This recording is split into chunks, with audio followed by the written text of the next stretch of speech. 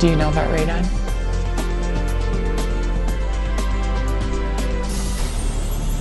My dad was Richard Williams. He was a very prominent urologist. He was a very smart man. He was very well educated. He was top of his field, and still radon came in and took him away from us.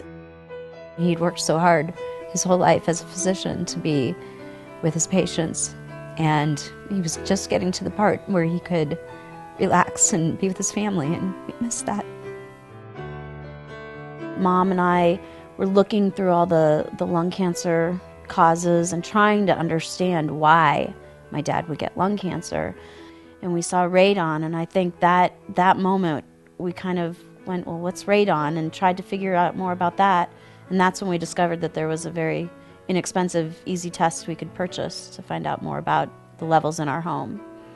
We went to a local hardware store and picked up a home radon kit and put it in the basement to get the results. That was when we found out that we had very high levels in my parents' home. It was registering at about 18. So we knew we were in a danger zone, and the email was very clear that we needed to have some more testing done. So we contacted a radon professional in the Iowa area and had them come, and they placed machines around the house for, I think it was about 5 days. And when those levels came back, the basement was a 16, the main floor was an 8, and my parents' bedroom upstairs was 9.5. This house is 25 years old. It is very well maintained. My parents have put time and money into making sure it's the best that it can be for them to enjoy. And there's no reason that this house should have it any more than any others. I think when you think there's something wrong with your house, you think it's an old, decaying, yucky basement. Well, their basement isn't an old, decaying, yucky basement. It's well maintained. And if your house is beautiful, if your house is not beautiful, there's nothing that radon knows. It is just a gas from the ground, and it can be anywhere. It just needed a simple venting procedure to get the radon out. When we first started talking to family members, everybody said, oh yeah, I have that monitor in my house. And immediately we knew they were talking about a CO2 monitor and that they didn't know what radon was. And we even thought the same thing at first, so we've taken care of that. But I think really radon is so unknown. People don't understand that there isn't a plug-in device to put in your house. It's not that simple. It's a simple test to do, but we don't have these in our houses already.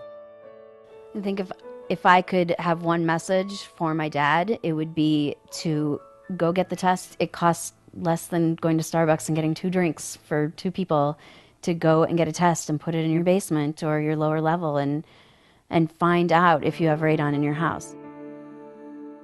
We talked about the fact that he said, if this is why I have lung cancer from radon, then I want to blow this, out of the water. I don't think he had enough time to be able to take the message as far as he would like to. I think it progressed so quickly that he wasn't able to do that. His biggest legacy in his death through lung cancer would be to make sure that people are getting their homes tested. I would love if the medical profession could help everybody with this. I know when I go to my pediatrician's office with my children, there's tons of signs on the door about carbon monoxide or poison control or so many different things that I need to follow up on with. I've never seen anything about radon. So it's very important to me for the doctors and nurses to be able to tell us or give us an idea that it is something we need to look into, it is something we need to follow up on at our own homes so that we can be keeping our families safe.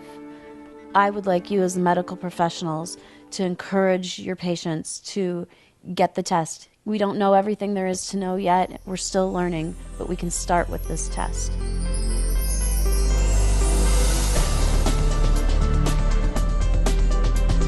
It's odorless, tasteless, and colorless. There are no sensory reminders to alert us to its presence. Radon is a radioactive gas, a silent killer, which is seeping into homes and workplaces across this nation. Radon gas is a radioactive decay product of radium. Radium occurs naturally below the Earth's surface in soil, rock, and water. As radium decays, it produces radon gas, which collects in soil and groundwater. Radon, in turn, decays through alpha particle emission.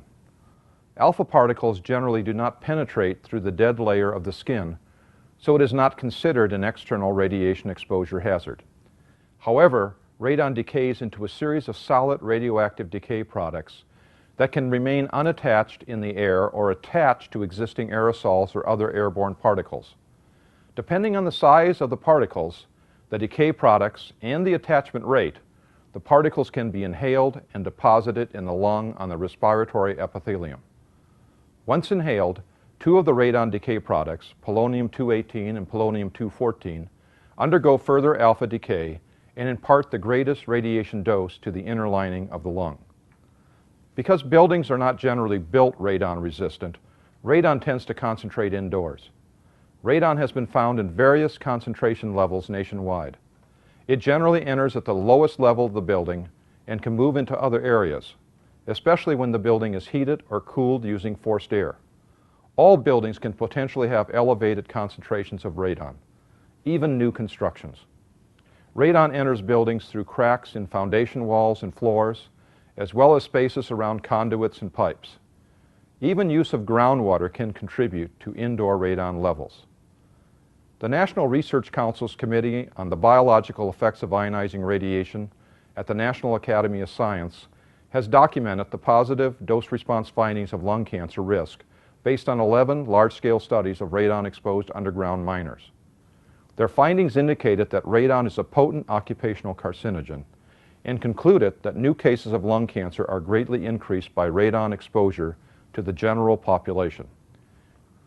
The EPA estimates that radon is responsible for over 21,000 lung cancer deaths each year in the United States. Direct evidence from combined or pooled residential radon studies performed in North America, China, and Europe supports the EPA's mortality estimates. It is an underappreciated fact that radon exposure is the second leading cause of lung cancer and the leading cause of lung cancer in individuals who have never smoked.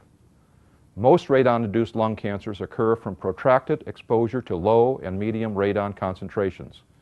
In the United States, radon is the leading environmental cause of cancer mortality and the seventh leading cause of cancer mortality overall. As physicians and healthcare providers, we should all become proactive in the fight against radon and the efforts to get the word out. We must join the front lines of this battle to reduce cancer. Our best defense against radon-related lung cancer is to raise public awareness and knowledge. Educating patients about the risks and promoting the use of radon test kits is something everyone can do and should do. As a healthcare provider, you are in a position to help spread the word that researchers have found elevated levels of radon in all 50 states and throughout Canada. It is estimated that high levels of radon can be found in as many as 1 in 15 homes across our nation. And people won't know if they have significant or actionable levels of radon where they live or work unless they test. Test kits are simple to use, inexpensive, and widely available. Kits can often be found in local hardware stores, county extension offices, and even ordered over the internet. There are basically two types of test kits available. Short-term kits are single-use. They work by sampling the air in the environment over several days. Placed in a basement, crawl space, or other suspect areas, they trap radon particles from the air into charcoal containers. That container is then sealed and mailed to a laboratory for analysis. The cost to purchase these kits is minimal, and it often includes the cost of a certified laboratory's evaluation and delivery of the results. The second type is a long-term radon detector that is placed in the home for 1 year. The long-term tests are available for purchase in the same locations as short-term tests. They are designed to sample levels of radon over extended periods of time. When the lab report arrives, numbers will clearly state the levels of radon found in the sampled area. Understanding the numbers on the report is important. They will tell you if you need to take action or simply test again in a few years. Radon levels are shown as a number of picocuries per liter. Studies have shown that in the United States, our average outdoor levels are 0.4 picocuries per liter, and indoor levels average about 1.3 picocuries per liter. While the EPA's current take action level is 4 picocuries per liter, they remind you that radon is a radioactive gas and suggest you may want to consider mitigating procedures with levels between 2 and 4 picocuries per liter. The World Health Organization currently recommends 3 picocuries per liter as a worldwide guideline.